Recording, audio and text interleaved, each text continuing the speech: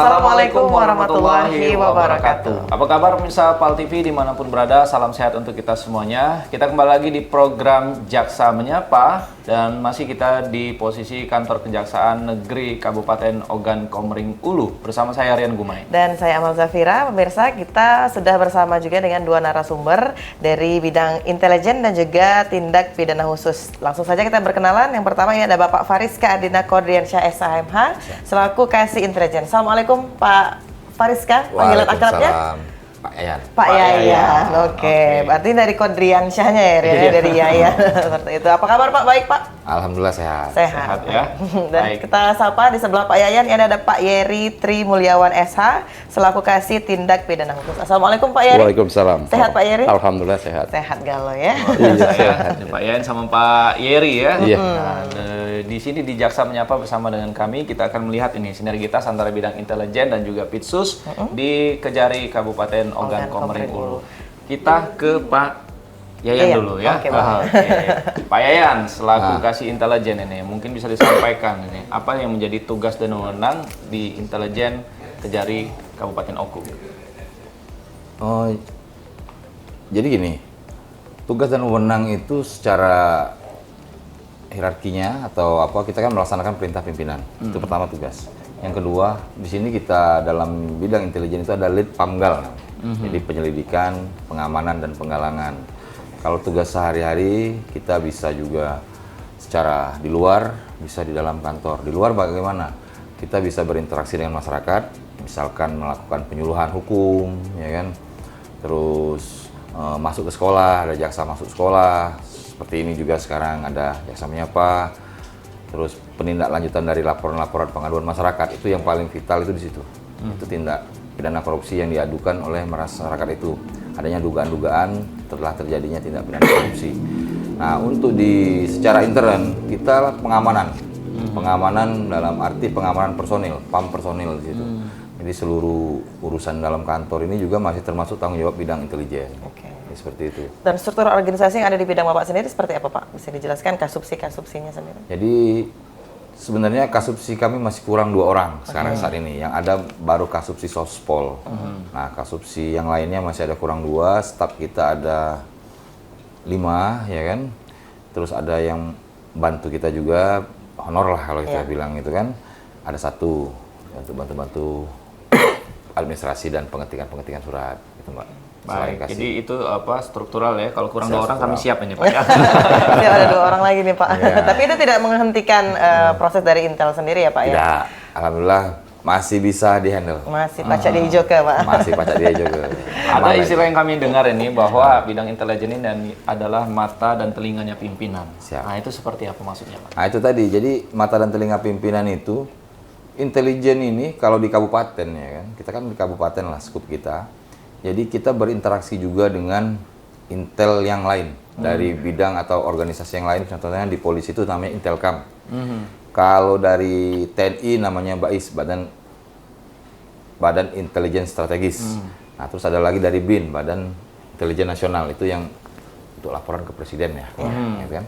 Nah, kalau kita ini berinteraksi dengan mereka, dengan Prokopimda juga, apabila terjadi atau isu-isu yang terjadi di kabupaten, misalkan salah satunya yang biasa terjadi itu adanya penyelewengan ajaran agama. Jadi masuk ada yang menyelewengkan ajaran agama, ini saling berkoordinasi nanti. Siapa yang lebih tahu duluan, saling share. Misalkan sekarang yang paling mudah, paling cepat melalui grup WA misalkan. Nah, dari situ bisa kita laporkan kepada pimpinan kita, yaitu user Pak Kajari. Nah, seperti itu salah satunya. Terus misalkan ada gejolak, misalkan ada lagi misalnya mau demo besar-besaran di mana, baik itu di dinas, Pemda misalkan, atau di PT, atau juga di kantor kita sendiri, jauh-jauh hari dapat info itu langsung ke pimpinan. Jadi pimpinan cepat memerintahkan tindakan pencegahan atau apa yang bisa untuk pengamanan segala macam. Masuk dalam kategori deteksi dini. Deteksi dini. Nah, itu kalau bahasa deteksi peran dini dari seperti itu, peran intelijen. Baik, kita ke Pak Yeri kesebahannya. Nah, Pak, ini apa sih Pak tugas, fungsi serta wewenang dari selaku Kasih Tindak Pidana Khusus? Makasih sebelumnya Ibu, Bapak. Di sini juga kalau tugas peran Kasih Pitsus atau di bidang tindak pidana khusus itu mencakup ada berapa poin. Pertama, penyelidikan, penyidikan, tut, dan sampai eksekusi.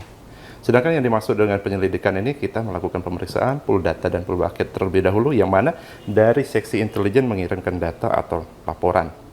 Sudah kita tindak lanjuti, di situ baru kita memeriksa lagi penyelidikan.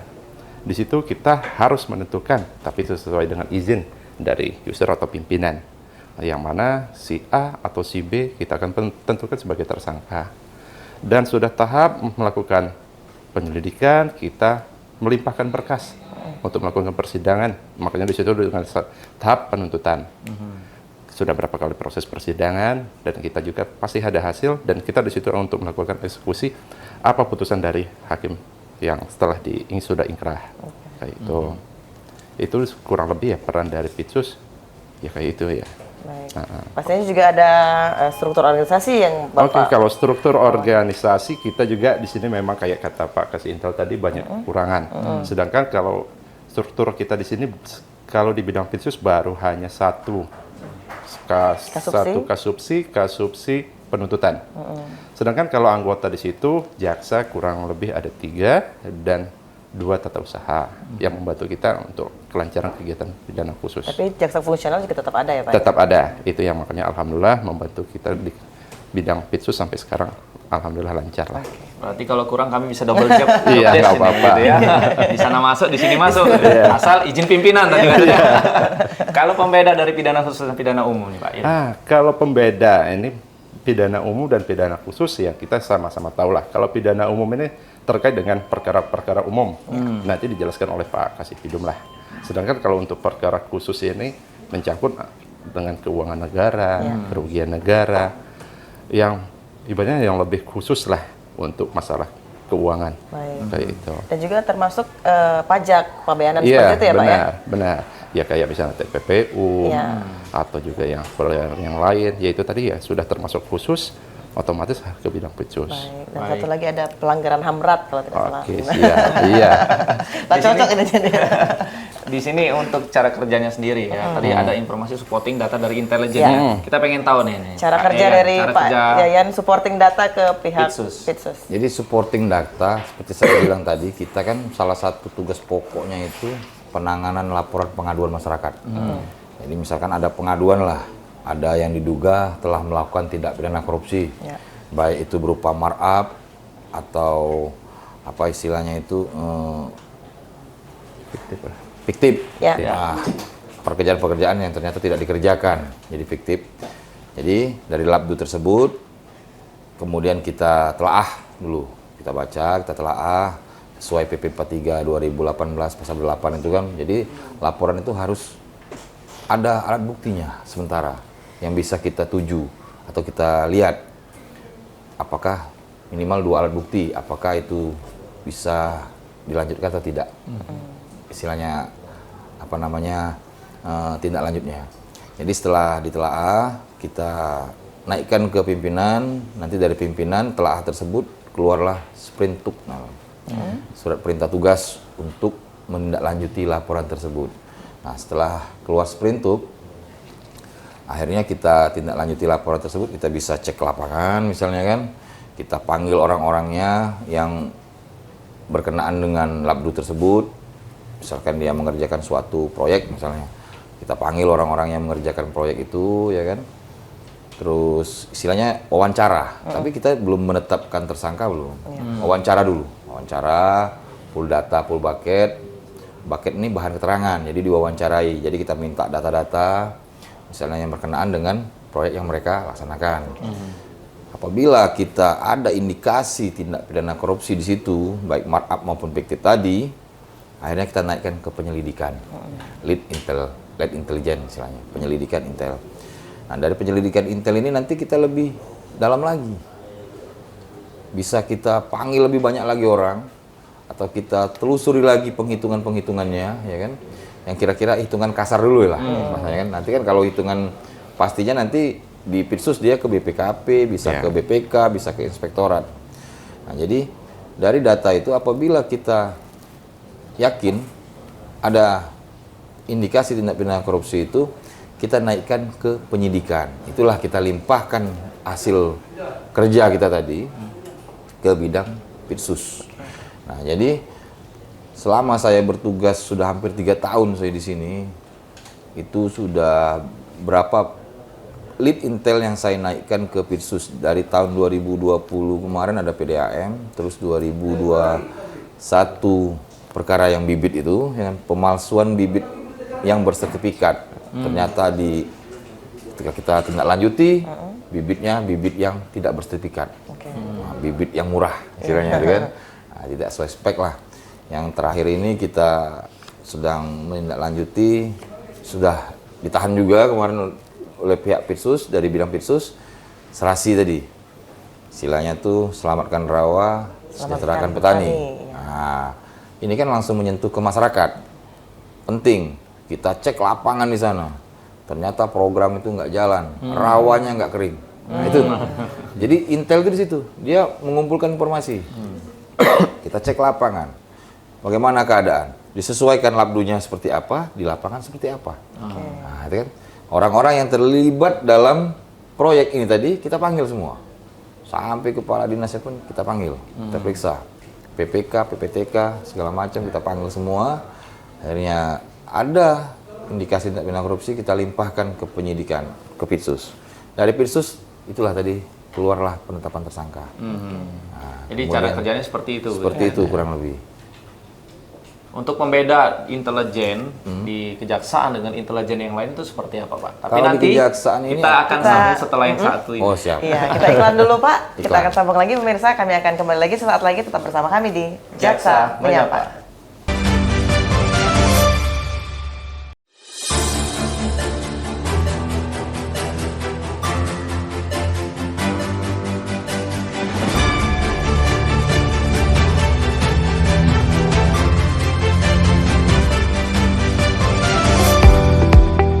Terima kasih pemirsa PAL TV, Anda masih bersama kami di Jaksa Menyapa, dan kita masih dengan dua narasumber kita ini dari Kasih Tindak Pidana Khusus dan juga dari Kasih Intelijen. Iya, kita langsung ke Pak Yayan nih, kasih intelijen ini. Apa yang menjadi pembeda intelijen kejaksaan dengan intelijen organisasi di luar sana? Jadi kalau intelijen yang lain seperti pihak kepolisian tadi kan Intelkam. Jadi intelijen mereka itu hanya sebatas pengamanan. Apabila terjadi kondisi di kabupaten ini ada hal-hal yang masuk mempengaruhi baik dari segi agama, terus ada lagi mungkin dari segi misalkan ada masuk, misalkan ada info-info narkoba, pengiriman misal gitu kan. Jadi mereka pengamanan. Nah, nanti mungkin dalam Intelkam itu meneruskannya mungkin ke Kasarreskrim nanti untuk penindakan. Nah, itu kan mereka pengamanan.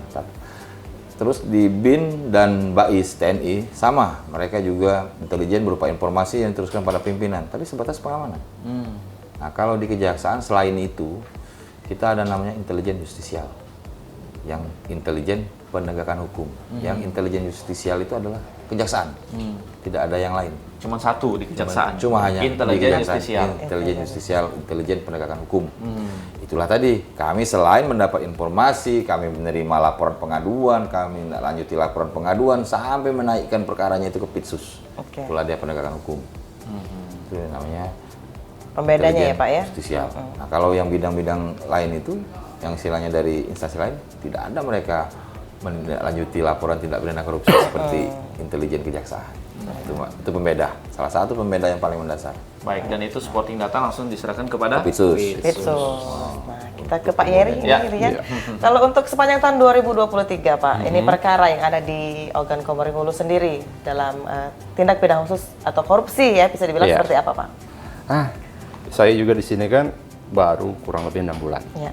Tapi selama saya 6 bulan ini, alhamdulillah, lead kita sudah 2, dik kita sudah 3, dan tut kita sudah 6. Eksekusi baru 1. Ya sekarang juga ada perkara-perkara yang lain sudah kita tindak lanjuti, yang mana yang disebutkan oleh Pak Yayan tadi, Pak Kasih Intel, yaitu tetap kita akan proses tindak lanjutnya untuk selanjutnya gimana. Berarti lagi banyak ya Pak ya? Alhamdulillah. Nah, ini juga kan di Pitsus ini juga ekstra juga ya untuk tadi mungkin pemulihan keuangan negara gitu Iya. kan. Kalau di tindak pidana korupsi ada selain pidana penjara ada denda dan pengembalian uang. Pengembalian Bagaimana, uang. Pak? Nanti ditambah lagi kalau selesai itu pelacakan aset kan. Oke. Itu pelajar aset akan Itu kerja intelijen lagi. intelijen. Apabila melacak aset-aset hasil dari korupsi. Oh iya. Kalau sudah putus perkara. Sudah setelah ingkrah begitu Setelah ya. dieksekusi. Oke. Itu pelacakan aset. Kalau dari ini berapa sih yang terkumpul dari dugaan korupsi sendiri atau pengganti pidana ya? yang sudah ingkrah lah korupsi? Yang ingkrah sekarang kurang lebih 536 sekian lah. Periode? Itu periode dari Januari sampai Oh, sekarang. sampai tahun berjalan ini ya Pak? Iya, alhamdulillah. 500 jutaan sudah. Iya, kurang lebih. Baik, tapi dominan kasus Pak kita bercerita. Kalau dominan kasus di sini ya banyaklah markup dan fiktif lah, kurang lebih ya itu ya rata-ratanya kayak itu memang. Fiktif itu jarang. Iya. Udah kelewatan ya Pak kalau fiktif. Tapi kan banyak kan kayak itu. Markup aja udah banyak, apalagi fiktif. Oh, nggak ada kerjaannya. Kalau dalam pemberkasan baik penyelidikan dan penyidikan ini sebenarnya apa sih yang menjadi faktor yang markup tadi itu setelah dikembangkan dalam fakta persidangan? Kalau di fakta persidangan kebanyakan misalnya nih contoh pekerjaan yang tidak sesuai dengan RAB atau juga pekerjaan yang kita sudah lihat di lapangan tidak sesuai dengan Spesifikasi seperti iya, itu ya Pak? kayak itu kurang lebih. Ya tetapi ya kita juga tetap komunikasi, kita tetap menggunakan namanya ahli dari BPKP, inspektorat maupun pihak-pihak terkait yang lain. Yang mana di situ kan mereka lah yang ahlinya yang tahu apa nominal kurangnya berapa atau kekurangannya apa di situ. Ya makanya di situ kita lihat disesuaikan lagi dengan laporan dan berkas kita apa dan dilihat juga dengan fakta persidangan. Itu. Kalau di pidana khusus sendiri mengenal nggak istilah restoratif justice? Kalau di Pitsus enggak, kita Tidak. nggak ada restorasi. Pola ketika ada potensi untuk tindak pidana korupsi, apakah diberikan ruang atau serta-merta langsung dilakukan penindakan? Kalau di Pitsus kita laksanakan untuk melakukan penindakan, tetapi ada tapinya. Di sini kita berupaya untuk mengembalikan ke pemulihan keuangan negara. Jadi kita punya itikat baik. Kalau si A maupun si B sebagai pelaku, ya harus mempunyai itikat baik untuk mengembalikan apa yang mereka telah ambil atau mereka yang telah simpan. Mekanismenya? Mekanismenya di sini kita melakukan pemeriksaan, tetap pemeriksaan, kita melakukan wawancara dengan hati ke hati lah untuk mereka punya Tapi niat tidak baper Pak ya? Iya, dengan niat untuk mengembalikan yang mereka dapat dari kegiatan tersebut. Oke, baik. Tapi dari kalau peran intelijen sendiri Pak untuk pencegahan korupsinya sendiri seperti apa? Ya itu tadi, pada waktu kita penggalangan tadi, Pamgal kan, penggalangan ini dalam arti kita ajaklah mereka. Ajak itu bukan berarti kita mengajak seperti ngajak jalan ya kan. Dalam arti mengajak ini dengan memberitahu, yaitu melalui penyuluhan-penyuluhan. Jadi yang telah kita laksanakan penyuluhan di sini selama ini yang dari istilahnya itu berdasarkan memang SOP kita, jasa masuk sekolah ya kan. Terus jaksa menyapa. Ini kan bisa salah satu mencegah korupsi, tapi ada hal-hal tertentu yang kita tambahi penyuluhan itu. Kemarin kita sudah menyuluh para kepala sekolah, 60 kepala sekolah SD. Se-Kabupaten Oku? Belum. Satu kecamatan? Nanti tanggal 22 besok, tambah lagi 120 rencananya. Kepala sekolah SD aja itu baru. Apabila telah selesai target itu, SMP-nya. Semua, sekitar kurang lebih 60-80 kepala sekolah SMP. Mungkin terakhir nanti kepala sekolah SMA juga. Jadi seluruh dari tingkat SD, SMP, SMA kami lakukan penyuluhan. Itu tidak ada dalam istilahnya anggaran kita nggak ada. Tapi memang kita laksanakan. Karena apa? Kepala sekolah ini dalam pelaksanaan tugas banyak mereka ini menggunakan keuangan negara. Contohnya ada dana BOS, dana DAK.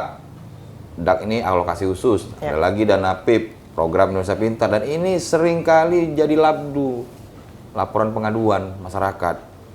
Terlepas dari mereka tidak paham dalam administrasinya, mungkin ya seorang guru dipaksa menjadi kontraktor, suruh bikin bangunan. Mereka basicnya guru, ya kan? Disuruh bikin bangunan. Tidak memiliki kompeten. Tapi ya mau gimana? Dulu kan pusat yang pegang, sekarang mereka bisa kelola, buat sendiri. Jadi karena itu kita dengan penyuluhan tadi kita mencegah, kita ajari lah ini loh yang harus kalian hindari. Diarahkan ya Pak. Diarahkan. Ini yang harus kalian laksanakan. Apabila kurang jelas dalam penyuluhan ini, bisa datang ke kantor lagi konsultasi, bisa ke bidang datun, ya kan? Bisa langsung ke bidang intel, ke Pitsus ya untuk ngobrol, koordinasi kan namanya bertanya kan bebas. Iya. Namanya istilahnya itu untuk konsultasi, gratis saya bilang. Nah itu kan.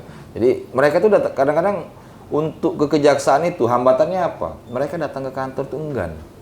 Pak, kalau kami ke kantor, kami dilihat orang luar, diperiksa kejaksaan. Nah itu. Jadi mereka takut seperti itu. Kades juga dalam melaksanakan program dana desa, kita kasih penyuluhan. Saya sudah keliling di sini 143 desa sudah saya kelilingi. Kecamatan ada 13, kelurahan ada 17. Semua saya sudah ketemu. Sudah saya kelilingi semua, satu oku. Sampai yang paling ujung ke arah Sinar Peninjauan, sampai ke Ulogan berbatasan dengan Muara Enim. Kalau Sinar Peninjauan itu OI, berbatasan dengan OI. Kalau di sebelah sana berbatasan dengan Martapura, daerah apa namanya itu unit kalau ngomongnya kan arah Martapura sudah semua sekeliling. Jadi kita apa namanya itu sosialisasikan. Jangan nakal. Istilahnya. Jangan coba-coba di akal-akali. Istilahnya itu dana-dana yang ada dalam dana desa itu lumayan itu Pak. Diakal-akali. Programnya di marap-marap misalnya kan. Terus untuk administrasi misalkan mereka beli-beli barang harus ada tanda bukti pembelian, pembayaran, macam itu. Jadi harus lengkap semua. Jadi kita ajari seperti itulah kurang lebih secara umumnya ya kan. Itu program pencegahan. Nah, bisa juga ke dinas-dinas. Dinas-dinas yang sudah mengundang saya sebagai narasumber di sini, Dinas Pendidikan, Dinas Perikanan, sampai BPN dalam PTSL. Tahun 2020, 2021 sampai 2022 saya diundang sebagai narasumber untuk melakukan penyuluhan. Istilahnya bagaimana Kades itu diajak dalam melaksanakan apa namanya pendaftaran tanah sistematis lengkap PTSL.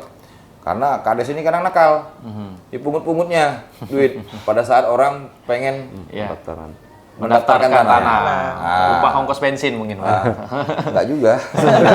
Buat ongkos Lebih besar berarti. Ongkos diri sendiri. Ongkos dia hidup sehari-hari. Menambah-nambah. Iya. Jadi jangan sampai kita ajari lah misalkan gini. Kita kan mereka itu kan ada misalkan PTSL untuk Sumsel ini misalkan berapa? 250.000 kalau nggak salah. Apa 200.000 itu 200. biaya? 200. Oh, 200 untuk biaya pendaftaran tanah. Mereka mintanya lebih dari 200. Alasannya untuk rokok, untuk makan, biaya berangkat ke Batu Raja, BPN, mengurus segala macam itu alasannya kan. Nah, masyarakat juga yang namanya orang yang lugu, ya dikasih. Entah rela entah tidak rela kan, ya namanya mereka butuh itu, mereka menyanggupi akhirnya kan, dengan jumlah yang diminta. Nah, jadi kita Sudah ada indikasi seperti itu ya Pak ada ya? indikasi. Jadi mereka minta patok tanah segala macam. Jadi saya bilang yang boleh itu 200.000. Misalkan tanahnya memang banyak segala macam, gue bilang. Kalau kalian minta, jangan minta duit. Mintalah barang. Dalam arti minta barang, sediakan aja patoknya. Kalau mau dipatok di mana, nanti kita patokkan. Jadi kan enggak ada istilahnya itu pembelinya itu enggak ada. Nah, jadi itu istilahnya mencari celah. Pak aku pengen patokku sekian. Ya udah, jangan minta duit sama masyarakat. Mintalah patok, nanti kita pasangkan. Nah, itu caranya kan. Salah satu edukasi pencegahan kita tadi mencegah. ya. Baik. Karena dengan minta duitnya nanti kami belikan patok, pasti kami untung. Iya. Nah, mending kasihkan patoknya bener, entah mau kayu, entah besi, entah patok semen. Ya. Yang penting mana patoknya kita pasangkan. Baik, Nah, Pak Yayan, itu cara ini pencegahan. tiba di segmen untuk closing statement dari siap. bidang intelijen. Silakan kepada masyarakat Kabupaten Oku. Jadi sedikit, tidak terlalu ini untuk masyarakat Kabupaten Oku. Apabila nanti baik melalui LSM atau secara pribadi melaksanakan laporan atau melakukan laporan pengaduan tindak pidana korupsi kepada pihak kejaksaan, agar pengaduan tersebut dilaporkan secara jelas, singkat, padat lah istilahnya. Terus adalah sedikit bukti-bukti sehingga bisa menjadi acuan kami dalam melakukan pemeriksaan terhadap labdu tersebut. Jangan kita hanya menduga-duga tapi dugaannya itu tidak ada dasar sehingga terjadi semacam mengkriminalisasi orang seperti itu. Jadi biar enak kan, ada titik, jangan lingkaran besar, titik di mana perbuatan itu dilakukan. Jadi nanti kami dari pihak tim intelijen siap dalam melaksanakan tindak lanjut dari laporan pengaduan masyarakat tersebut. Baik. Dari Kalau dari Pak Kasipitsus, Eri Pak sendiri, Eri. Kalau dari saya pribadi hanya sedikit sih. Jauhi korupsi, jangan rugikan masyarakat. Masyarakat itu adalah kita semua. Luar biasa ya. Nah, ini Jauhi yang korupsi. korupsi nanti ketemu dengan Pak Eri. nanti. Iya, Iya. macam-macam dengan korupsi ketemu dengan Yeri. Baik, terima kasih Pak Eri. Pak Yeri, Pak Yayan sudah memberikan informasi dan juga edukasi untuk kita semua. Dan pemirsa, kami akan iklan dulu dan kita akan kembali lagi dengan bidang yang berbeda. Ya. Pastinya sudah yang satu ini tetap bersama kami di Jaksa Menyapa.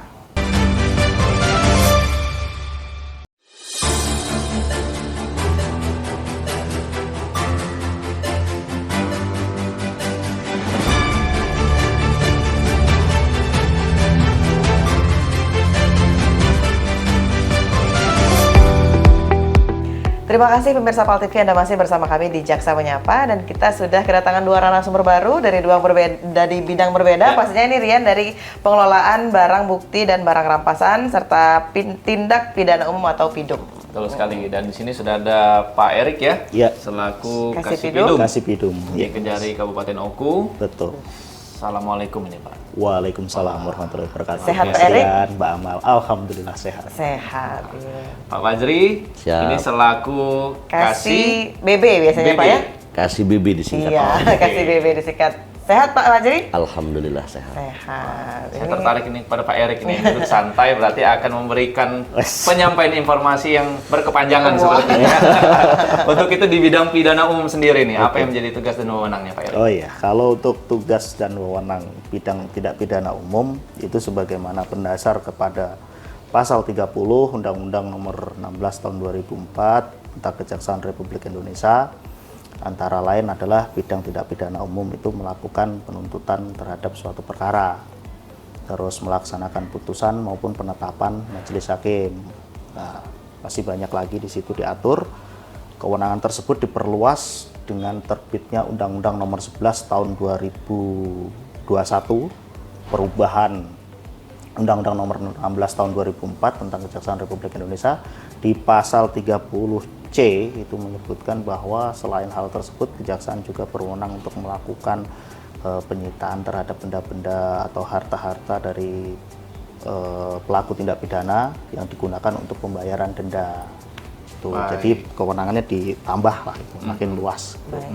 Dan pastinya Pak Erik tidak sendiri Pak. Seperti apa Pak struktur organisasi yang ada di bawah? Pak Iya, Erik kalau sendiri? untuk struktur organisasi di Kejaksaan Negeri Ogan Komering Ulu ini, saya selaku Kasipidum, di bawah saya ada 2 kasubsi, yaitu kasubsi penyidikan dan kasubsi pratut dan kasubsi penuntutan dan eksekusi.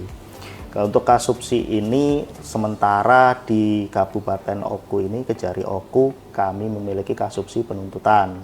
Kalau kasubsi pratutnya sedang kosong. Oke. Gitu. Jadi kalau untuk kasubsinya itu, kalau di bawahnya lagi dibantu oleh teman-teman staf pengawal tahanan, petugas tilang, petugas administrasi. Nah, jadi di bawahnya masih ada beberapa staf. Oke. Itu untuk organisasi sendiri. Sesuai ekspektasi ya, penjabarannya nih sampai turun yang paling Iya. bawah. Lengkap dan mendetail pastinya. Dari untuk Pak Fajri sendiri, Pak Fajri ini bagaimana Pak tugas fungsi selaku Kasih BB sendiri? Kalau saya selaku kasih pengelolaan barang bukti dan barang rampasan ini mengelola dan memelihara barang bukti dari tahap 2 perkara PIDUM. Oke.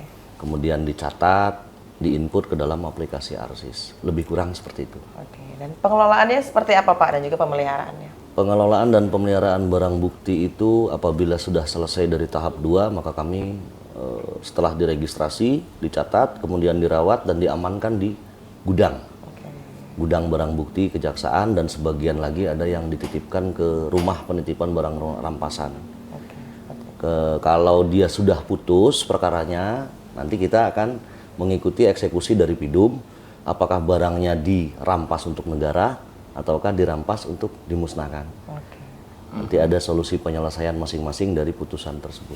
Ada yang dirampas untuk dikembalikan kepada pemiliknya? Ada juga yang dirampas untuk dikembalikan. Contohnya seperti dalam perkara pencurian motor, kan tentu motornya milik korban kan. Iya. yang dia cicil mungkin setelah sekian tahun dicuri orang, nggak mungkin kita rampas kan. Ya.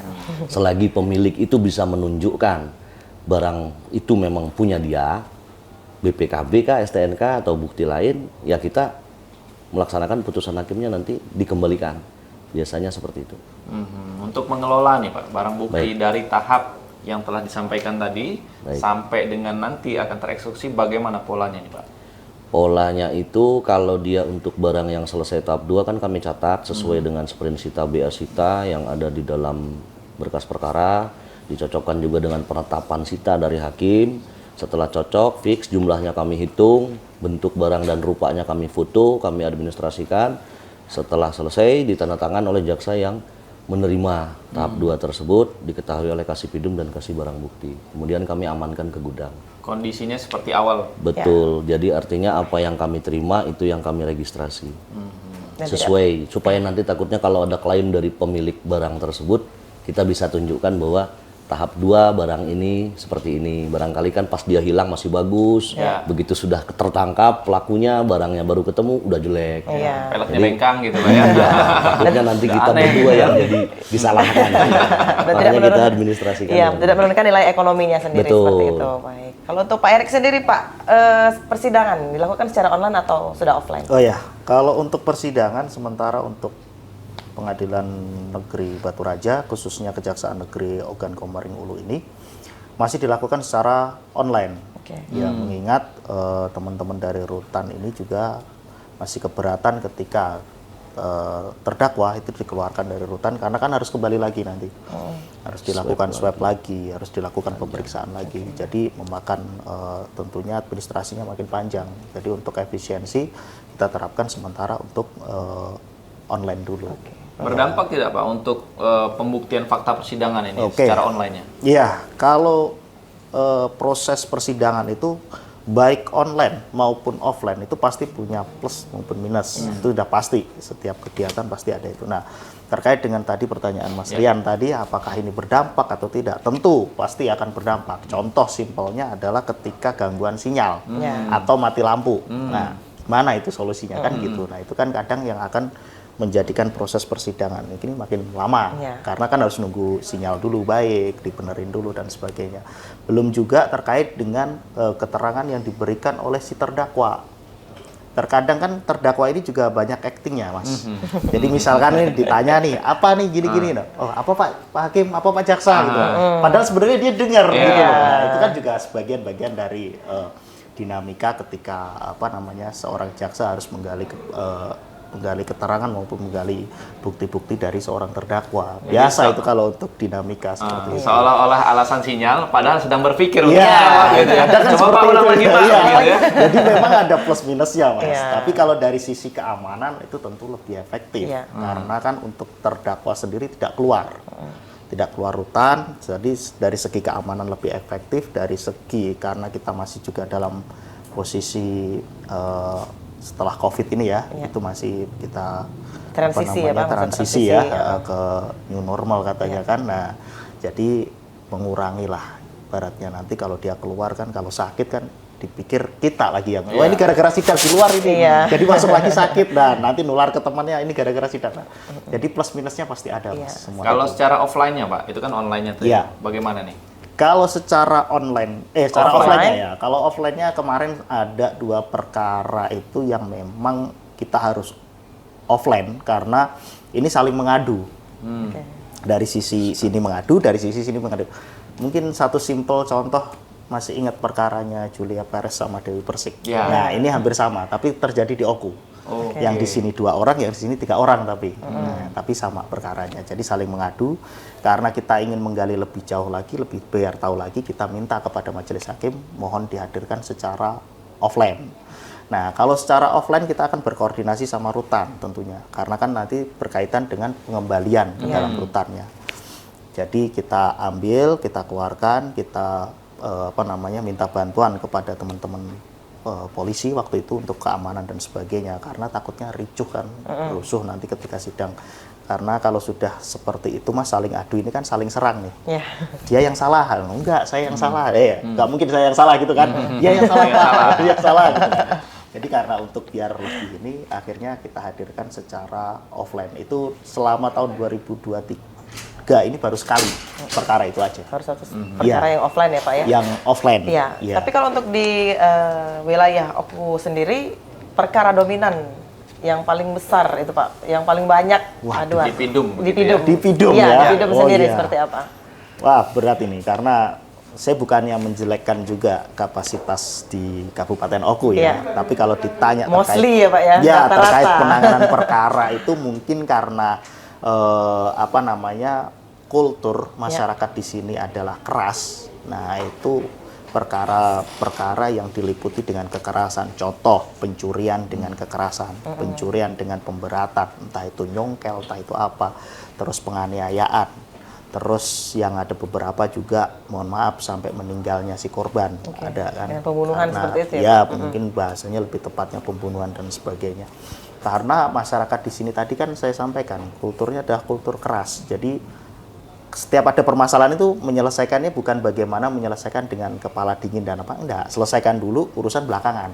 Nah, kebiasaan seperti itu. Iya, benar. Ya, pencurian pun juga sama kan. Sikat dulu barangnya, ambil dulu barangnya, mau dengan bahasa melukai, mau dengan dia maksa, narik atau apa. Tapi itulah yang terjadi di sini. Itu. Terserahlah, nanti silakan pembuktian. Yang jelas kami akan tetap menuntut begitu Pak Oh ya. iya, iya, kalau masalah itu nanti kita berdasarkan alat bukti, kita lakukan penuntutan yang sepadan dengan perbuatan dia nanti.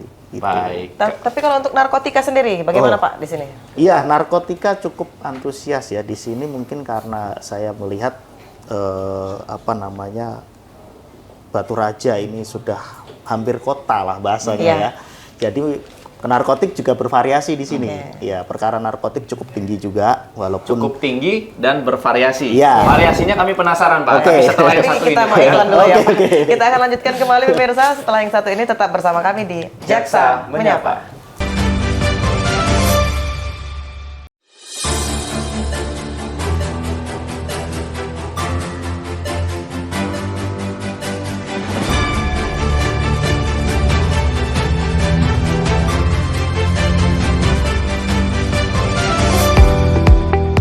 Terima kasih pemirsa PAL TV, Anda masih bersama kami di Jaksa Menyapa, dan kita sudah segmen terakhir, tapi masih ada sedikit pertanyaan yang ingin kita sampaikan kepada Bapak Erik dan juga Pak Fajri ya. Iya, Pak Erik, kami masih penasaran nih, variasi tindak pidana narkotika yang sudah dijalani dan akan dilanjutkan ini prosesnya ke depan seperti apa dari Jadi Pidum? ya sedikit saya sampaikan Mas Rian, variasi di sini itu saya maksudkan adalah variasi dari jenis narkotikanya dan juga dari jenis pelakunya.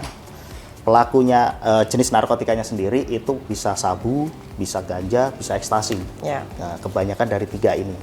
Jadi kalau untuk ekstasi itu, untuk pil itu kemarin terakhir itu penangkapan dari Mabes Polri itu ada sekitar 300 barang buktinya pil ekstasi. Nah, itu dari jenis narkotikanya. Di Oku? Di Oku. Dari Mabes Polri? Iya, Wah, di Batu Raja. Iya. Oke. Nah, ketangkapnya di sini. Terus kalau dari jenis pelakunya bagaimana? Nah, pelakunya ini sudah bervariatif. Sekarang kalau mungkin Mas Rian, Mbak Amel melihat bahwa pelaku narkotik itu cenderung orang dewasa kan? Iya. Nah, kalau di Oku ini sudah enggak, Mas. Banyak dari pelaku-pelaku itu kita dapatkan dia justru anak-anak. Jadi anak-anak disuruh sama pamannya, disuruh sama kakaknya, suruh nganterin apa. Anak-anak inilah yang menjadi kurir. Dan mereka tahu bahwa itu yang diantarkan itu adalah narkotika, mau ganja, mau sabu, mau ekstasi. Tapi yang anak-anak ini menjadi kurir, bukan pemakai seperti itu Pak? Iya, jadi akhirnya mereka lah yang nanti yang tertangkap karena barangnya kan dari dia. Nah, pamannya ini atau kakaknya atau apa itu kan nggak ada dia. Dia cuma by phone aja. Antarkan barang itu ke sana. Nah, makanya tadi saya sampaikan untuk penanganan kasus narkotika itu bervariatif di sini. Jadi banyak pelaku-pelaku itu yang justru dari anak-anak, itu yang sangat memprihatinkan juga ya. Mendominasi narkotika. Ya, karena bandar-bandar narkotika sudah tahu, Mas, bahwa anak-anak itu tidak bisa dihukum maksimal. Iya. Nah, Dia penerapan hanya sendiri, penerapannya dalam sistem peradilan anak. Iya, dia menggunakan Undang-Undang 11 tahun 2012, itu adalah sistem pidana peradilan anak. Jadi ancaman pidananya itu setengah dari orang dewasa. Itulah yang diambil sama si pelaku utama. Kalau dia usianya belum sampai 14 tahun malah nggak bisa dipidana, harus dikembalikan ke orang tua. Nah, poin-poin yang seperti itu yang diambil. Dimanfaatkan ya, Pak ya? Yang jadi sayang kan anak-anaknya, generasi mudanya gitu. Itu yang terjadi di sini. Baik. Dan juga pastinya dari Batu Raja sendiri sudah kota yang semi modern seperti itu, informasi juga dapat dari mana saja ya Pak ya? Iya, betul. Baik, dunia digital juga sudah mulai berkembang di sini. Dan juga kita Kalau ke Pak Fajri. Pak Fajri. Nah Pak, Siap. sejauh ini PNBP yang ada di Batu Raja dari PNBP Kejaksaan kebetulan di bulan lalu kita baru selesai melaksanakan lelang online dari melalui KPKNL Palembang ya. Kita melelang sebanyak 38 item kendaraan, baik berupa kendaraan roda 4 maupun roda 2. Dan dari pelelangan itu awalnya ditarget sekitar 127.650.000. Namun pas setelah dilelang kita berhasil mengumpulkan PNBP itu sebesar 139.025.000 rupiah. 139 juta. Itu pun nggak laku semua barangnya. Ada 15 item yang nggak laku. Oke. Mungkin ke depan akan kita ajukan lagi ke kantor pelelangan negara. Oke, itu dari denda ya Pak ya? Dari lelang, uang Dari lelang. lelang. Oke. Itu barang-barang yang statusnya tadi saya sempat sampaikan, statusnya barang rampasan negara. Sehingga dia dilelang, setelah dilelang nanti uangnya akan disetorkan kembali sebagai bentuk PNBP dari kejaksaan. Itu dari semua bidang ya, baik pidana umum khusus atau Kalau kasih PB3R ini kan dari 2 bidang. Ya.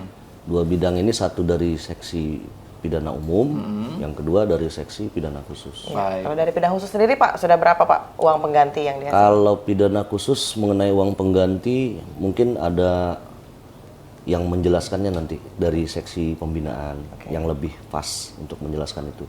Kalau status sitaan baru satu, benda sitaan dan rampasannya dari Pitsus berupa satu bidang tanah yang berlokasi di Muara II. Baik.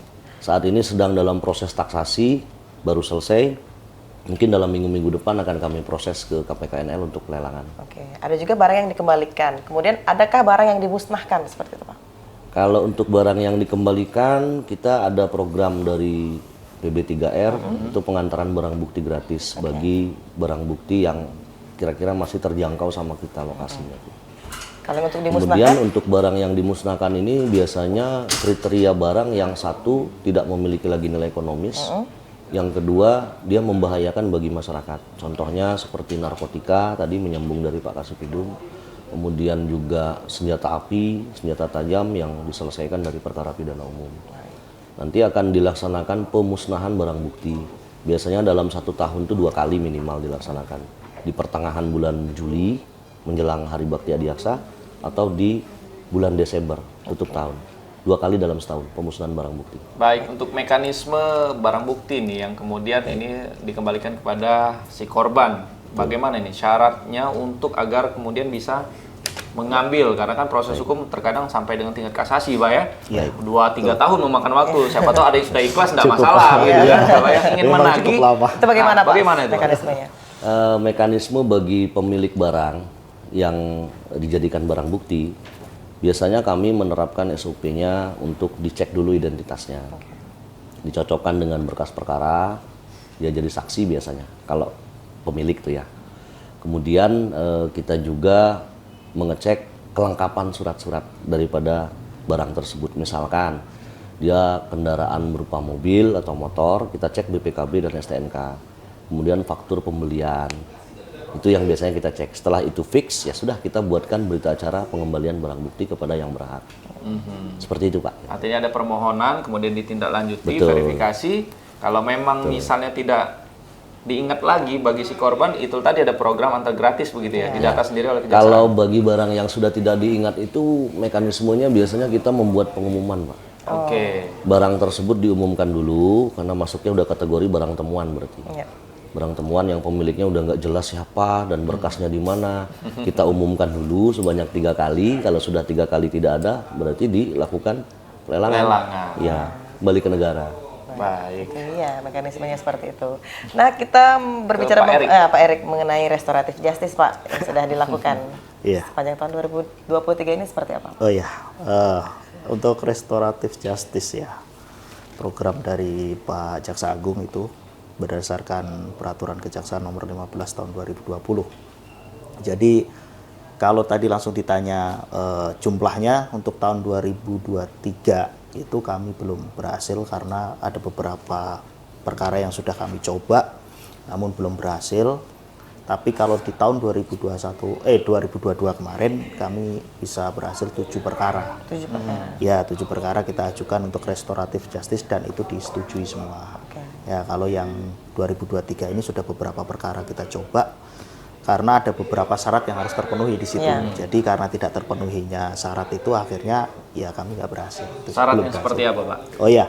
Kalau untuk syarat sendiri kita mendasar ke pasal 5 di Peraturan Kejaksaan nomor 15 tahun 2020 itu adalah salah satunya adalah baru pertama kali si tersangka.